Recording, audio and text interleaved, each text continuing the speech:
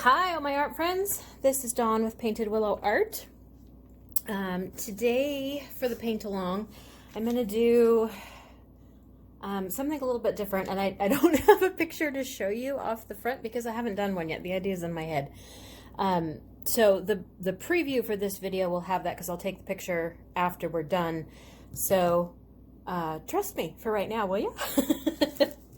What we're going to do is create something today that looks similar to a Polaroid picture. I ran across some old pictures the other day, and I thought how fun, how fun were Polaroids, just the way that they came out and shaking them dry and all that stuff. So we're going to try and simulate something that looks like a Polaroid picture today. To do this, I'm going to do two different ones because I want to do two different options. There's so many different things you could do with this idea. So we're going to do two of them. So I've got two pieces of 140-pound watercolor paper. This is Arches watercolor paper today. I don't know that the brand necessarily matters. Use what you have. I run back and forth between Arches and Strathmore. It just depends on what I'm doing. So it's a good idea for you too to play with your watercolor paper as well and see which one you like best. So for today, I've got two pieces of Arches 140-pound cold press watercolor paper. They're cut to 6-inch squares, so they're 6 by 6.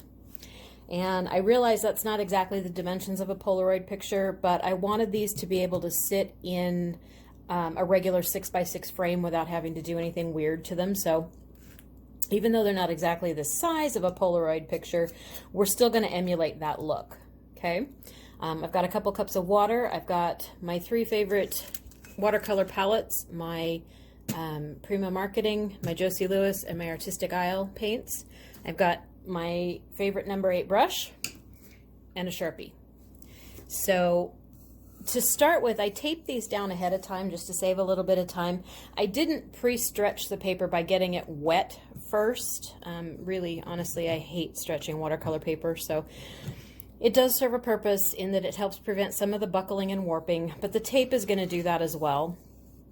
So I just taped these pieces of paper down to something solid. In this case, they're little glass cutting boards. I got these at the dollar store, and they're the perfect size for doing smaller paintings. I've got 3 or 4 of them, and that way I can have 3 or 4 things going at one time, and I just love them. So with the tape, I taped about 1/4 of an inch all the way around, and I just eyeballed it. I didn't measure. Hopefully you can see where that tape is. There's just a little bit of a border there because if you recall, Polaroid pictures have just a little bit of a white border around each side, and then they have a bigger white border at the bottom. So we're going to make that bigger white border at the bottom real quick by adding a little bit more tape. And I've stuck these pieces of tape to my pants first so it gets a little bit of lint on them. That way when I pull them off the paper, it doesn't rip the paper. And again, I'm not going to measure this. I'm just going to eyeball right about there. And really what I want to have is just a little thicker white border at the bottom. I'm going to do the same thing on my other one. Again, we're just eyeballing it. If you want it to be exact, you could certainly measure it. And that leaves a little bit of white paper here. I'm a messy painter, so I'm going to cover that with tape as well, just to make sure I don't get any splops of paint on there, because I'm telling you, when I paint, it's from one end of me to the other. So that just blocks that whole bottom off so we don't take the chance of getting anything there. Now, for right now, I'm going to set that other one aside. And I'm going to zoom in on this one just a little bit so we can concentrate on one at a time. Now, what I'm intending to do with this is kind of a little bit of an abstract-ish landscape type of thing. So I'm going to have sky up here. I'm going to have land down here, and I'm going to leave a little white strip in the middle just because. So for my sky, I'm going to do a lighter blue sky on this one. I'll do something more closer to a night sky on the other one. But on this one, I want a daytime sky. So what I'm going to do is take with just water on my brush, and I'm going to kind of paint a little bit of a squiggly line across my paper, and that's going to kind of be my border for my sky. And I'm going to draw a circle over here because I want the sun to be over there. I want there to be some yellow, but I can't put yellow and blue together. I'm going to get green, and I don't want green in my sky. So the line that I just drew is going to be my bottom border for my blue. I'm going to paint water in above that. So I'm just getting my paper wet, and I'm painting water around the circle that I drew for my sun. So there's a little spot here, and I don't know, again, in my light if you can see, there's a little spot that is not wet. That's where my sun's going to go. So I'm just making sure we have a nice shiny sheen on the paper. And then I'm going to use my light blue for my Josie Lewis set, and I'm just going to start dropping paint in here. And I'm not being too terribly careful with it, because I really do kind of want it to splop and spread and be uneven. That's the part of watercolor I like the best. The unpredictability, the unevenness. And I'm just going to paint it right around where my sun goes.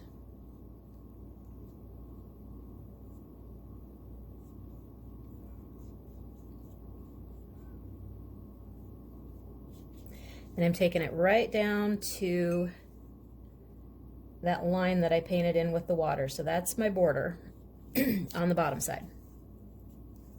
Okay, and I'm going to leave the paint blotchy like that, because we're kind of going abstractish. We're not going for an exact representation, and I like the blotchiness. So I'm going to leave it blotchy. Make sure I got my sun defined there. And then while that dries, I'm going to do my ground across the bottom, because I want that to be dry before I put my yellow in. So I'm going to do essentially the same thing at the bottom. I clean my brush off, and I'm going to draw me in a little bit of a horizon line with just a wet brush.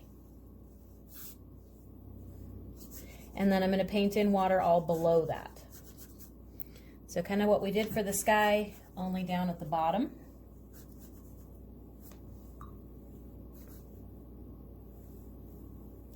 And I'm leaving a little bit of a white space in between. How big of a white space is just completely up to you. I really have kind of no plan for this. I'm just eyeballing it. And again, making sure I have just a little bit of a shiny sheen on the paper, because I want the watercolor to move and blend a bit. For this one, I'm going to use probably a couple of different colors of green. So I'm just going with a light green for starters, and I'm going to kind of leave a little bit of a spot down here. And I'll show you why in just a second. So I'm just kind of doing the same thing I did with the sky. I'm painting in my green.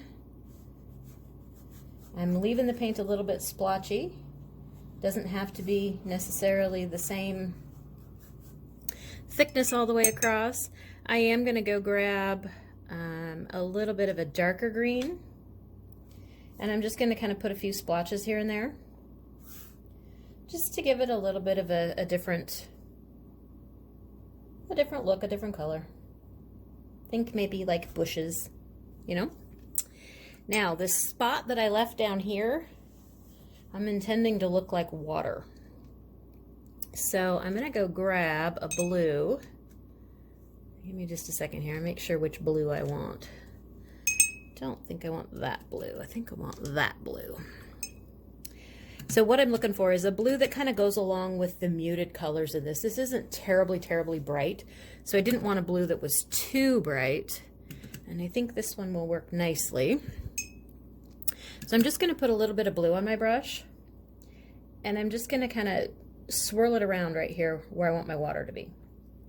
Now what's going to happen is that that's going to bleed into the green a little bit, and that's really okay. We're just going for the representation of water. And if you want to make it a little bit darker, you certainly can by just tapping in a little bit of darker blue, maybe right down at the bottom. Now that last one I tapped in is way darker than I want it, so I just clean my brush off and come back with just a little bit of plain water and just kind of tap around. And that spreads it out a little bit, makes it not quite so dark. Okay, so I'm going to set this one aside for right now because I need this to dry more before I put my sun in. So I'm just going to slide this one over, slide the other one in, and we'll come back to this one in just a minute after it dries a little bit.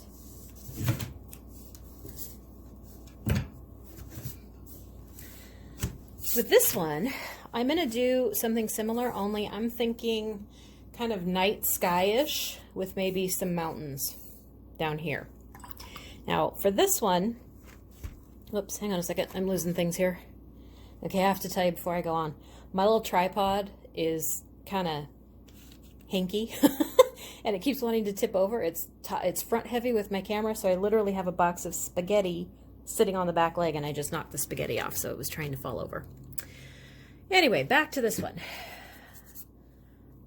I want to do a night sky kind of look on this one, and I'm going to do the whole thing night sky. And then I'll come back and put my mountains in later. They're going to be a dark color, so they'll go right over the top of whatever I've painted in. So like we did with the other one, I'm just painting water on my paper. Give me a nice shiny sheen on the paper. And again, hopefully you can see it's just got a shiny wet look to it. And I'm going to start with my lighter color at the bottom, a mid-range color, and a darker color. And I want this to look like there's a little bit of a pink in the sunset. So I'm going to go in and just paint some pink. And with this first layer, I'm just kind of laying down where I want it to be. And then I'm going to come in maybe with a purple.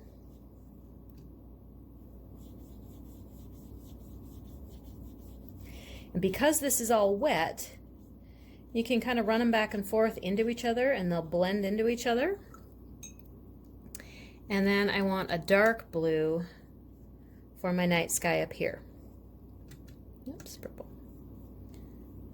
I accidentally stuck my brush in the purple, so I've got a little bit of purple with the dark blue, but that's really okay because skies aren't just one color anyway.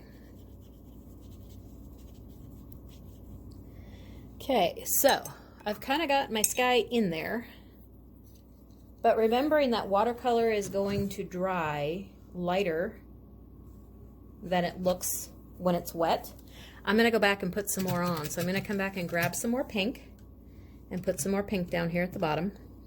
And I'm just creating layers, making it heavier and darker as I go. The paper is still wet. I am putting a little bit of water on my brush before I grab the paint each time because I want to make sure it stays wet while I'm doing this, otherwise my colors aren't going to blend. Ooh, love that purple. Check that out.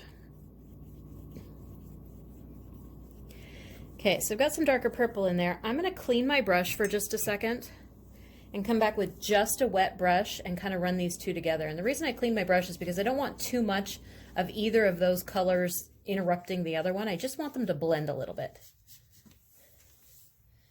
So I just come back and run my brush back and forth a little bit, kind of dragging them down towards each other. And then I'm going to go back and get my dark blue and come back in up at the top and put more dark blue. And the idea is we're just making this sky darker and darker and darker so that it represents a night sky.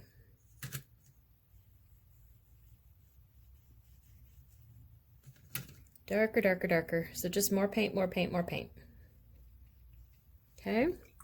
And then I'm going to do the same thing. I'm going to clean my brush off again and come back with just plain water so that I can kind of blend the purple and the blue together a little bit.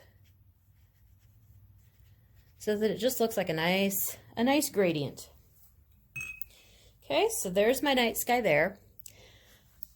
My other one is not drying as fast as I wanted, so I'm going to pause you for just a second. I'm going to speed this up and hit them both with the blow dryer so that they dry. You'll notice this one, you can kind of see the warping in the paper. As I dry this, that warping is going to set down, but you can take advantage of that warping, particularly if you want the colors to mingle and mix, by tilting your paper a little bit while it is wet. And I have a little accident here because I had too much blue, so when I was tipping it, my blue came down in here.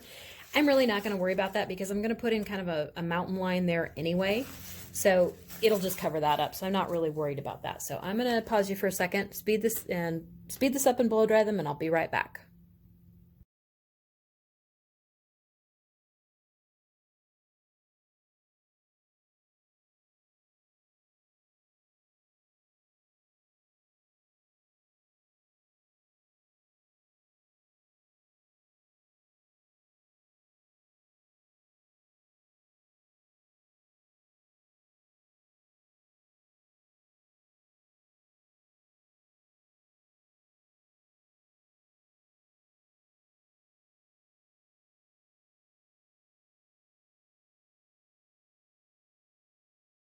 All right, I told you I didn't have a plan when I started these. So now that I've got them dry and I'm looking at them, I think this one I want to add, excuse me, I want to add just a couple little like plants that maybe look like rushes or cattail stalks or something like that in here around what's supposed to be my pond. And I want to keep with the muted colors, and I don't want them to be really, really exact. So I went and grabbed a smaller brush. So I've got a little bit of a finer tip.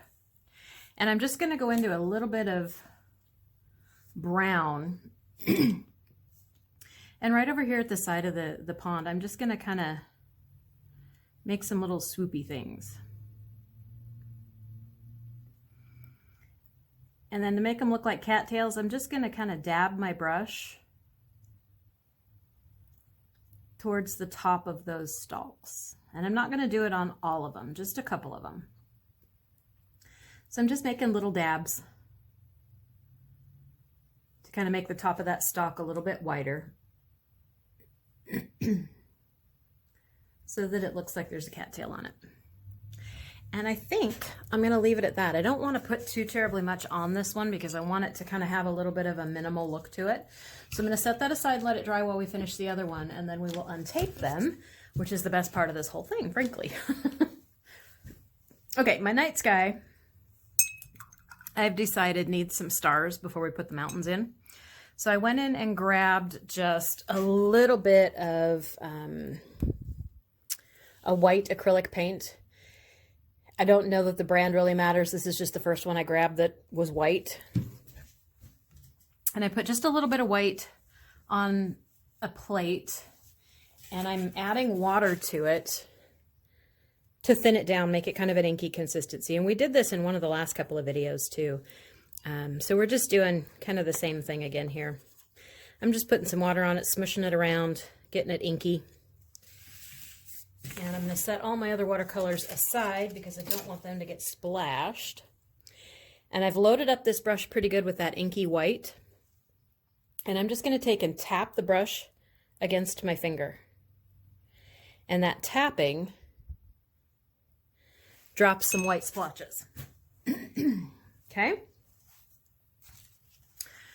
So with that, we now need to add some mountains on here. And I think I'm going to get rid of this one real quick. Those got a little further down than I wanted them to. So I'm just going to take my Sharpie. Now you could do this with black watercolor paint, but black watercolor, I want these mountains to be solid and black, and watercolor's hard to do that with unless you get multiple coats because it is a semi-transparent paint. So even with black, you're going to have to do it a couple of times, and just for ease of this, I'm going to do it with a Sharpie. So I'm just going to come in and kind of draw some mountain shapes. Just like that. And then I'm going to color them in with my Sharpie. So I'm going to speed you up for a second while I color. Okay, I started that with the Sharpie and it ran out of ink, so I changed my mind. I'm just going to use black watercolor. And isn't this the beauty of doing art? You don't have to follow the same plan all the way through. I thought about editing this part out of the video and thought, nope, this is the way it works sometimes. Your supplies maybe don't work the way you want them to. Or something has to change and be modified, so you might as well see that. So I'm just using black watercolor. I'm not using a whole ton of water with it because I want it to be dark. And I don't know if you can see on camera that you can see some of the pink peeking through here and there. Even though I'm using it not very watered down, it's still semi-transparent. So, and I'm going to go back over the spot that I did with the Sharpie just so I've got consistent color all the way across. The Sharpie's ultimately going to look different than the watercolor if I'd have left them separate.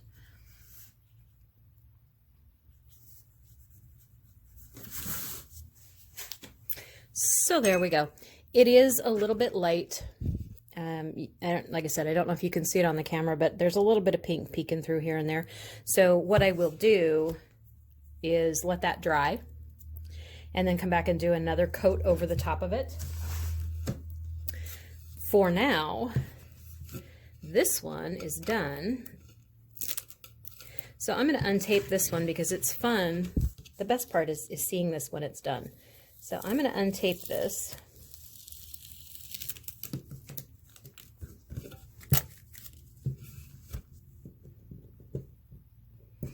And see if what we got looks like a Polaroid picture. Now, you'll notice I'm messy. I apparently had a spot that wasn't covered. So I have green down there at the bottom.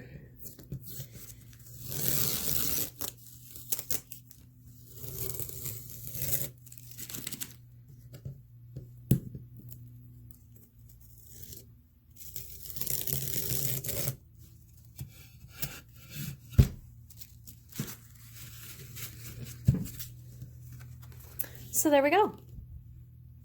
Not exactly the size of a Polaroid picture, but we got the general idea. So those are kind of fun little things to do. There's a whole lot of different things you could do. You could go very realistic, you could doodle, you could do something a little more abstract and representational like that. I'm going to untape this one even though it's not dry. I can always come back and put a little more black on there after the fact.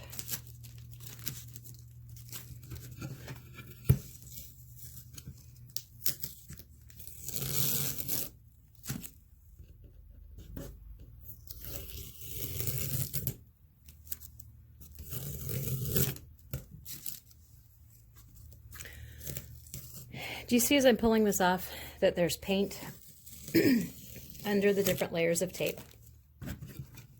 I did not have my tape pushed down really, really well. So when you do this, you want to make sure that you've got your tape good and solid. Because I did not, it let water seep under here and there. And so I ended up with this little situation over here where it got under the tape. I'm not going to worry about that for right now because these are just for my use. If you were doing this to sell or to give to somebody, you know, make sure your tape is down really, really solid. Now, even if your tape is down real solid, you might sometimes get something like this. You can see this uneven edge down here or over here at the side.